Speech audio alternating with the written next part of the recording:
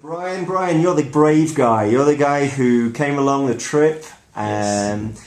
Eugene's description of you was, he's as hard as nails. All right. Well, anyway, you've just been, so please tell us where you've been.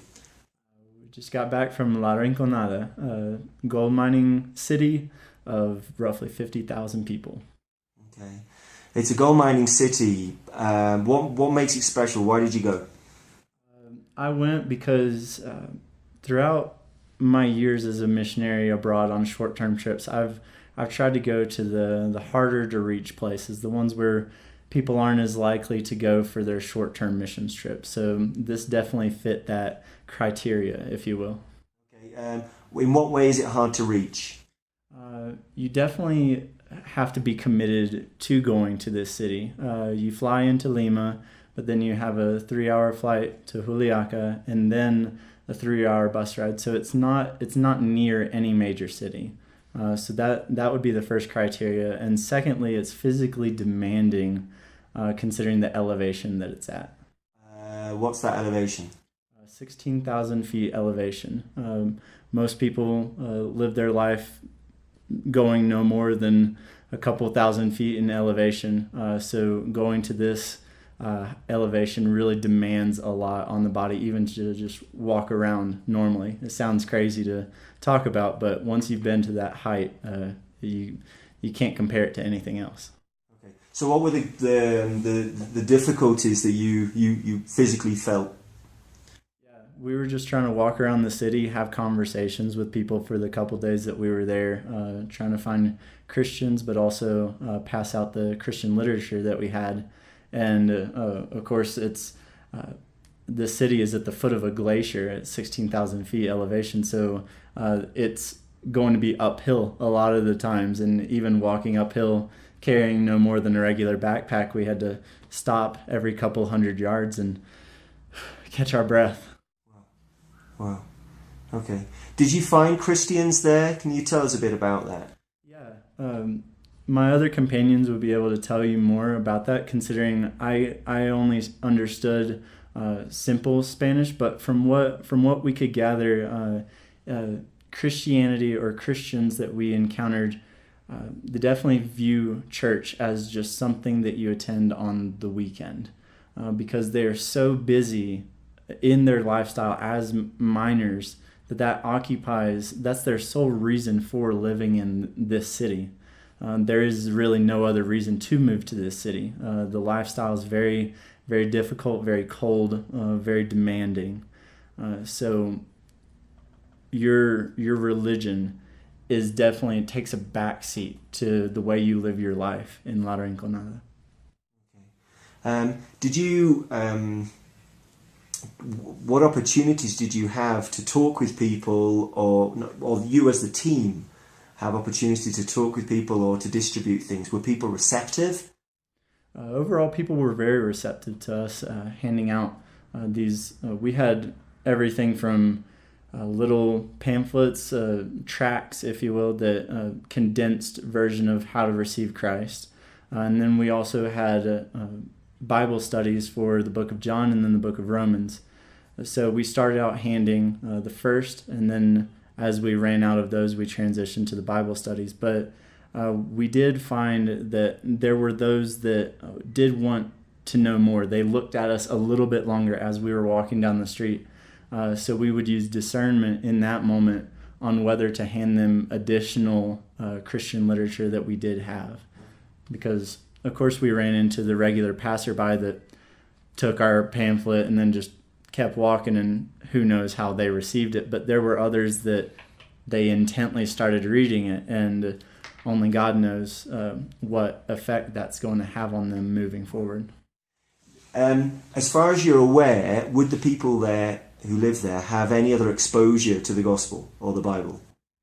From what we gathered, not very much, because other than the actual church buildings, which there were two that were easily recognized as church buildings, like one Catholic church and then another that we saw. But besides that, there were small shop fronts that you would see on any regular Peruvian street. So the regular population didn't even know that a church was there. So, and like I said earlier, with them being Christians that just go to church on the weekend, they aren't very outspoken in the community. They don't have much of a presence, it seems.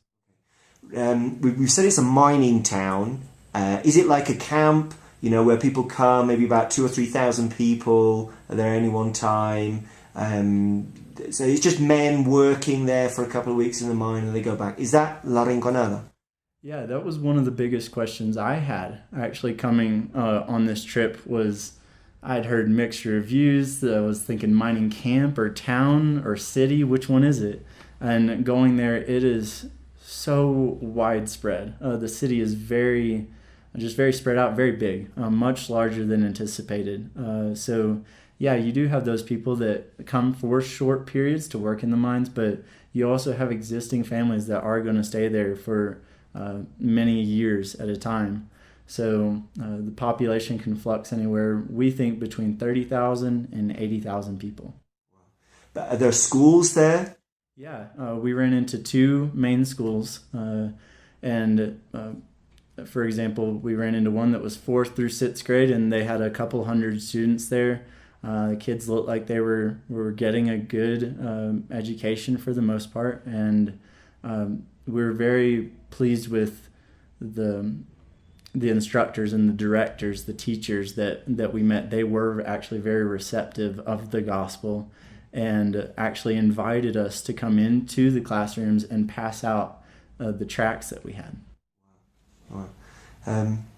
One thing I was going to ask, it's a place where there's gold mining and things like that. It's a city, but does it have sewerage? Does it have water supply? What are the facilities in the city?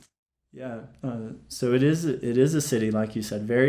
It's well established, but very, very crude. Just in no running water, no running sewage. As of a few years ago, they do have a fairly stable electricity, so that's not a problem. But no clean water. You would have to drink bottled water for any and everything, and it's very, very cold. No heating in any of the public buildings. So it's a very tough lifestyle to live there. Okay. Brian, I want to ask you an extra question. You've done a lot of mission trips all over the world. You do speak some Spanish, but you're not necessarily fluent in it. Okay? You've come to a place where people are speaking Spanish.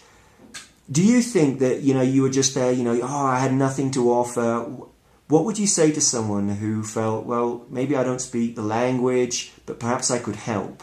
Can you just tell me a bit about that? Yeah, that's definitely something that I've had to fight ever since I started fight an inner battle. Ever since I started doing mission trips when I was young, is that what kind of difference can I make coming in as a foreigner? How are they perceiving me? How am I perceiving them? And what I've just come to realize is that it's out of my hands, it's out of my control, and I just have to let the light of Christ that is in me make the difference. It can speak across language barriers. So yes, I need to do my best in learning the culture, accepting just the differences I am as a gringo, and just let my joy be overflowing, because I just take so much joy in handing these out, because I'm not doing it just as if I'm handing coupons out to someone. I'm smiling, making eye contact with each person and saying what little Spanish I can to tell them that actually God does love them, and I'm not just copying and pasting the same answer from person to person, trying to listen to Holy Spirit and make each person feel that they are truly loved by God. I think the other thing that you mentioned when we were talking earlier was the part of actually simply helping, because you brought how many kilos of tracts did you bring? Yeah, I think roughly we brought in 50 kilos of Christian literature. Okay, so the help element is really significant. I really realized that once I did get here, and now by the end of the trip, it's finally coming full circle that really this trip wouldn't have been the same without me coming along, both with being able to shoot some video, capture some video, some photos, and actually carry in twice the literature than my two companions would have been able to bring by themselves. So we were able to effectively reach twice as many people in La Rinconada with the gospel. Brilliant. How would you encourage people to pray for La Rinconada?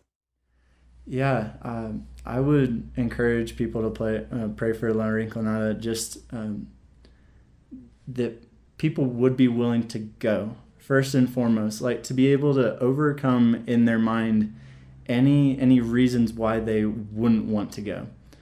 Because in the end, it's a lot of the time it's fear that stops us most before anything else. A lot of the times it isn't finances, really, because God's shown more than once in the Bible that he will provide the finances once we go. But for me, I realized the biggest barrier when I was deciding to come was I don't know if I have the money, or secondly, I thought I don't think my Spanish is good enough. Well, at the root of both of those is a fear of inadequacy, fear that God isn't going to provide. So I'd first be willing to make that step of, personally, would you be willing to go to La Rinconada? But if you aren't, and this isn't a secondary option, but praying is as equally important as the action of going. In the mission field, we're either goers or senders, and they're both as equally important in Christianity. So pray for the local churches, that those that are established, they would become more engaging with the community outside of the weekend, that they would be willing to have conversations with people on the streets, and that the town would know even that the church was there. Because in our case, they didn't even know that some of these churches were there. So not making a name for themselves, but you know what I mean by that sense, that that they would be that light, and not just they're somewhere down around the corner a block, and no one really knows who they are.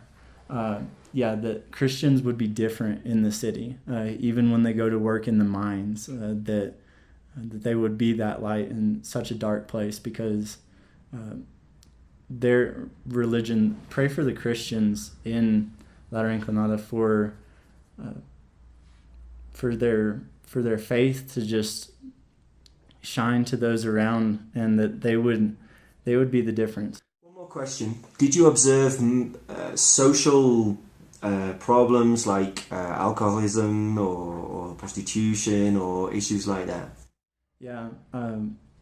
With my experience in a lot of Southeast Asia, I got to experience a lot of different bar cultures, like you said, prostitution, drinking, stuff like that. And I saw very much same situation here, because it is such a hard lifestyle. Oftentimes that's their only retreat in this city is drinking, especially for the men, because they work in the mines. So once 7 o'clock hit, once dark hit, you either go inside and go to bed because it's so cold outside, or you just go out and party with your friends. So I did see the beginning parts of prostitution in what little bit we were out at night.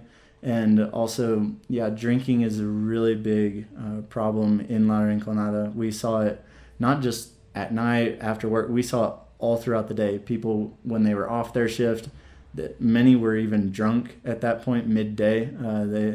Their eyes were just crazy. You could tell they weren't in their right mind. And so, that caught me off guard a little bit. All right. Brian, thank you very much indeed.